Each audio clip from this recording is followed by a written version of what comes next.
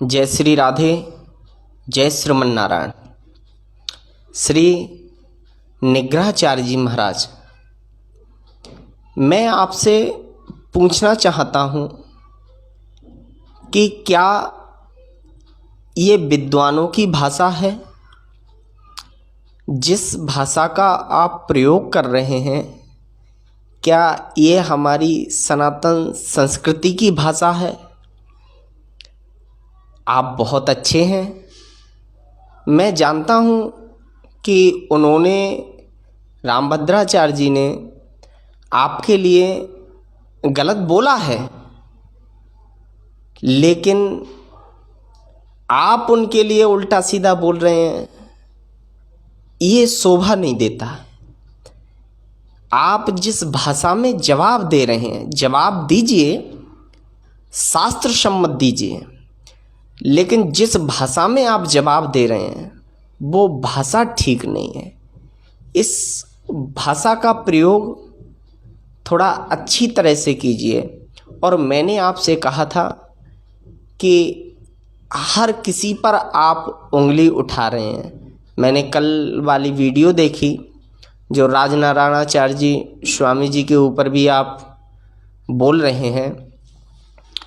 तो आप एक बात बताइए, जब हर संत के लिए आप बोल रहे हैं, हर कथावाचक के लिए आप बोल रहे हैं, तो हमारी रामानुज संप्रदाय के जो सबसे प्रिय विद्वत वरेण्य जगतगुरु स्वामी श्री विद्याभास्कर स्वामी जी हैं, तो किसी दिन आप उनके ऊपर भी उंगली उठा सकते हैं। देखिए, अपना पॉपुलर होने के लिए किसी दूसरे के नाम का सहारा लेना या किसी दूसरे की बुराई करके पॉपुलर होना,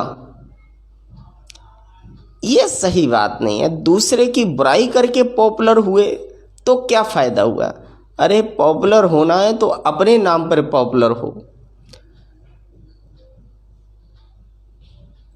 कभी भी आप बुराई करें किसी की, मैं ये नहीं बोलता हूँ, ये आपका खुद का मत है, खूब बुराई करो, अच्छी बात है, लेकिन कम से कम भाषा जो आपकी है वो विद्वानों वाली रहनी चाहिए। देखो, मैं तो महामूर्ख हूँ, ये तो बिहारी जी के मेरे ऊपर कृपा हो गई है।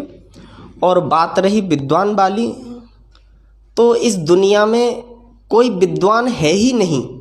आपको बिल्कुल सत्य बताऊं, इस दुनिया में कोई विद्वान नहीं है। इस दुनिया में विद्वान हैं तो केवल एक ही है, वो है ठाकुर श्री बांके बिहारी लाल। उनके आगे कोई विद्वान नहीं है। और यदि कोई कहे कि मैं बड़ा हूँ, तो हमारे वृंदावन में सबसे बड़े केवल बांके बिहारी लाल ही हैं, उनसे बड़ा कोई है ही नहीं।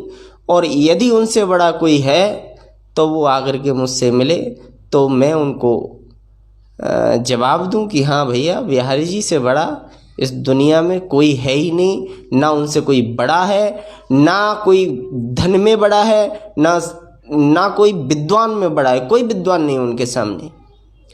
इसलिए मैं आपसे क्षमा चाहता हूँ जो आपके लिए मैं कुछ बोल रहा हूँ। मैं कुछ वैसे गलत नहीं बोल रहा हूँ। अपने से बड़े के लिए हमेशा सम्मान पूर्वक बात करें, तब तो आप विद्वान हैं। और यदि आप असम्मान भाषा का प्रयोग करेंगे तो फिर कहाँ के विद्वान?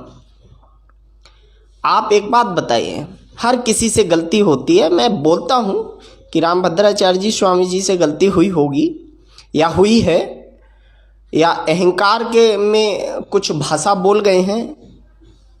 तो किसी पिता से यदि गलती हो जाती है तो क्या बेटे उनको घर से थोड़ा ही नहीं निकाल देते हैं, या उनको ऐसी भाषा का प्रयोग थोड़ा ही नहीं करते हैं? उनको समझाते हैं कि ऐसे नहीं करना चाहिए, ऐसे करना चाहिए। तो आप अपनी भाषा में उनको समझाइए, लेकिन इस भाषा का प्रयोग ना करें। और एक बात मैं और बता देना चाहता हूँ कि जितने भी आपके शिष्यगण हों या समर्थक हों, कई लोगों का फ़ोन आया था मेरे पास में कि आप फालतू की बहस में क्यों पड़ रहे हैं और ज़्यादा करोगे तो वृंदावन में रह नहीं पाओगे। तो देखो, वृंदावन में रहना तो रखना और ना रखना ये तो बिहारी जी का काम है। बिहारी जी जिस दिन चाहेंगे कि यहाँ से भाग जाओ तो भाग जाएंगे, यहीं रहो तो यहीं रहेंगे। तो थोड़ा एक वीडियो के माध्यम से अपने समर्थकों से या अपने शिष्यों से भी निवेदन कीजिएगा कि फ़ोन करके मुझसे ज़्यादा वो ना बोलें। और हमारी और आपकी कोई दुश्मनी नहीं है, आप मेरे बड़े भाई हैं, मैं आपका छोटा हूँ। यदि छोटा कोई गलती कर रहा है तो मैं 10 बार माफ़ी मांगूंगा, लेकिन यदि बड़ा कुछ कर रहा है तो छोटे को केवल पूछने का हक है, बोलने का मतलब उसको डांटने का या रोकने का हक नहीं है, केवल पूछने का हक है। तो मैं तो आपका छोटा भाई हूँ, तो यदि कोई गलती हो रही है तो आप मुझे उसको बताएं, मैं उसमें सुधार लाऊंगा। लेकिन मैं केवल यही बोलना चाहता हूँ कि आप भाषा को संयमित रखते हुए, चाहे कोई भी हो, अपने से यदि बड़ा है, मैं ये नहीं बोल रहा हूँ, अपने से बड़ा यदि दुश्मन भी है तो उसके प्रति भी भाषा हमारी सनातन संस्कृति में आप करके ही बोली जाती है। और मैं आपका छोटा भाई हूँ तो मुझे माफ़ कीजिएगा, मुझसे अगर कोई गलती हो रही हो। हमारी और आपकी कोई दुश्मनी नहीं है, केवल हम लोग एक सनातन संस्कृति से जुड़े हुए हैं। बस मैं यही कहना चाह रहा हूँ। आप जब हर किसी पर बोल देते हैं, कल राजनारायणाचार्य स्वामी जी पे भी बोल रहे थे, फिर आपने वो वीडियो डिलीट कर दी, तो फिर मुझे थोड़ा अजीब सा लगा। मान लीजिए आपको भी अंदर से लगा होगा कि हाँ कुछ गलत हो गया है, तो इसीलिए वीडियो डिलीट करना चाहिए।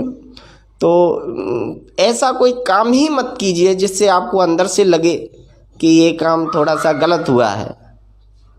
जय श्री राधे, जय श्रीमन नारायण। श्रीमन नारायण। अनमोल जी के उत्तर में ये मेरा अंतिम वीडियो होगा। उतना समय नहीं रहता मेरे पास कि एक एक बात का उत्तर दूं। ये मुझे भाषा का पाठ पढ़ा रहे हैं, सभ्यता का पाठ पढ़ा रहे हैं। लोगों का कहना है कि मैं संस्कार से रहित हो गया हूं, मैं संतों के प्रति असभ्य भाषा का प्रयोग करता हूं। पहली बात तो ये है कि मैं संतों के प्रति असभ्य भाषा का प्रयोग नहीं करता। आप मुझे समझा रहे हैं कि रामभद्राचार्य मेरे पिता तुल्य हैं। कैसे पिता तुल्य हुए? मेरे पिताजी शास्त्रों का प्रक्षिप्तवाद नहीं मानते, सभी आचार्यों का सम्मान करते हैं।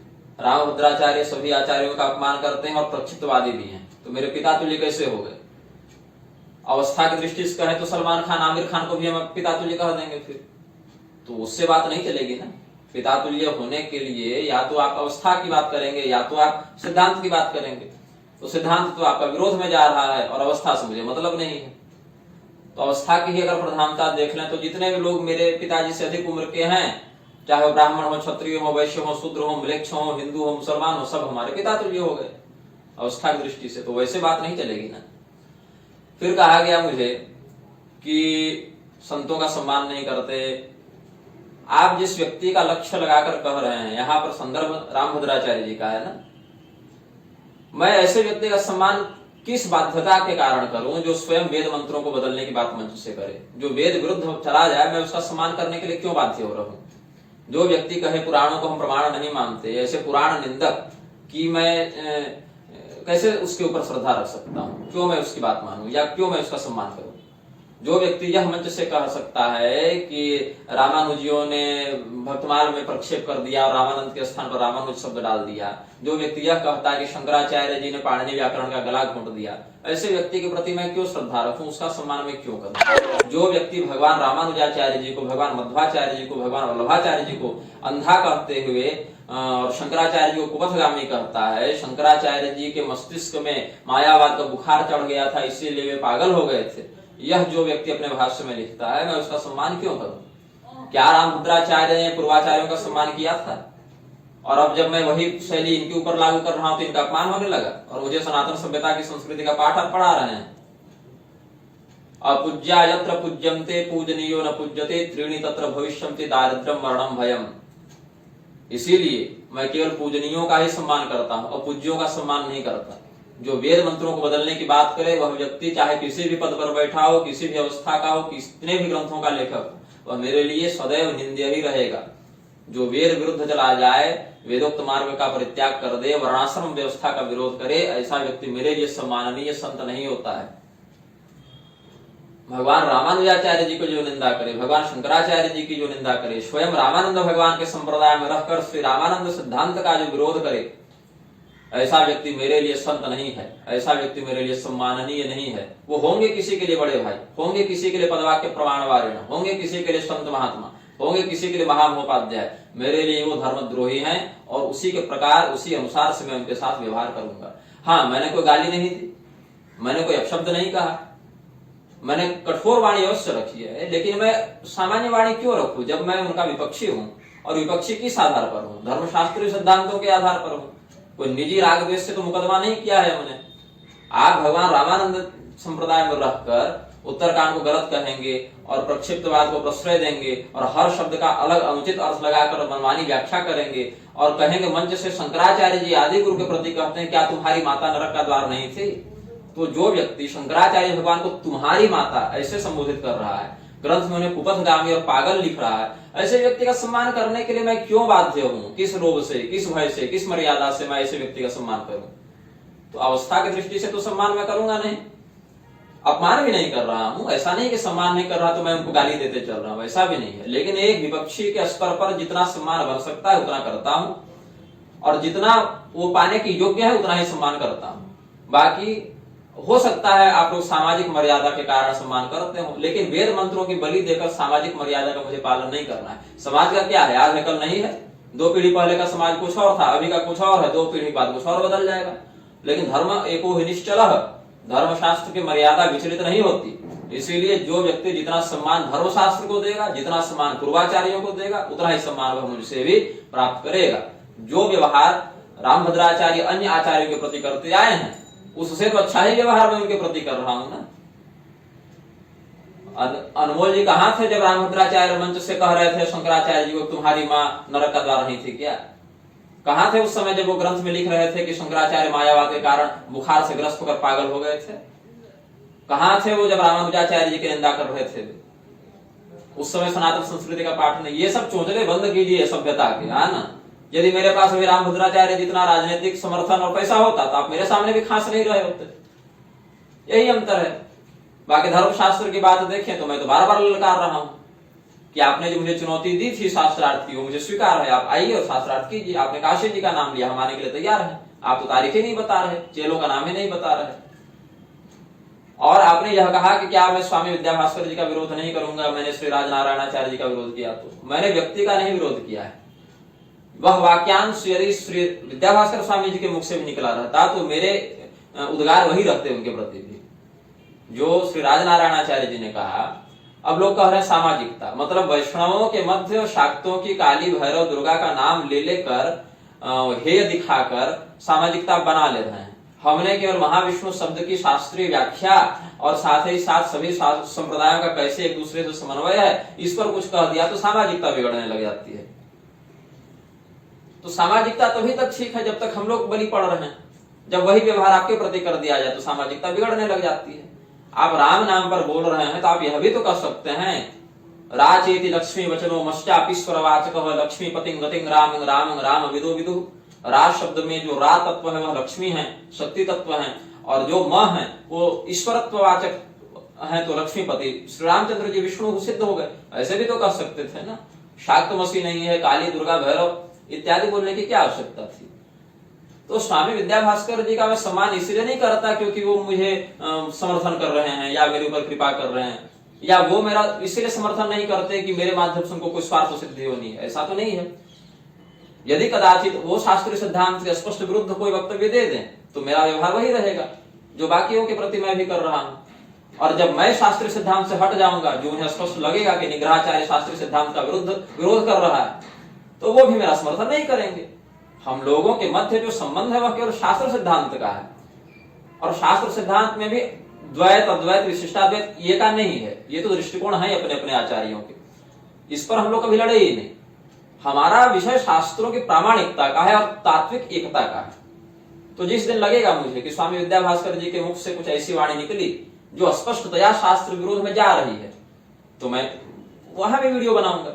और स्वामी विद्याभास्कर जी को जिस दिन लगेगा कि निग्रहाचार्य ने कुछ ऐसा कह दिया जो शास्त्र सिद्धांत के स्पष्ट विरोध में जा रहा हो, वो भी मुझे डांटेंगे। इसमें कौन सी बड़ी बात है? ये थोड़ी कि वो मेरा समर्थन कर दिए तो मैं उनका गुलाम बन गया, या फिर मैं उनका सम्मान कर रहा हूं तो फिर वो अपने विशेषाधिकार का दुरुपयोग करके मेरे ऊपर नियंत्रण करने लगे। ऐसा तो नहीं हो सकता। यहाँ जो संबंध है वह शास्त्र संबंध है ना।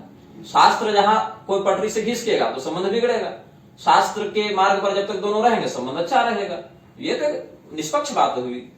कोई पैसा का संबंध रहता, कोई मठ का संबंध रहता, कोई भौतिक उपकार एहसान का संबंध रहता तो अलग बात थी। हमारे और स्वामी विद्याभास्कर जी महाराज के मध्य जो संबंध है वह शास्त्रीय संबंध है, और वह संबंध तब तक यथावत रहेगा जब तक हम लोग दोनों शास्त्रनिष्ठ बने रहेंगे। वो एक भी शास्त्र निष्ठा से भटक गया, प्रमादवश, मोहवश, वैमनस्यवश, जो कि भगवान की कृपा से होगा नहीं, तो वहां संबंध बिगड़ जाएंगे। इसमें कौन सी बड़ी बात है? तो जो लोग मुझे कह रहे हैं भाषा सुधारिए, लैंग्वेज आपकी बहुत गंदी है, तो ये लोग उस दिन बोलने का साहस थोड़ी कर रहे थे जब रामभद्राचार्य एक सिरे से ग्रंथों को नकली, मिलावटी, प्रक्षिप्त, ये नहीं हुआ, वो नहीं हुआ, ये आचार्य गलत, वो आचार्य गलत, मैं सब जानता हूं, मैं ये हूं, वो हूं कर रहे थे। उस दिन तो आप बोलने नहीं गए ना।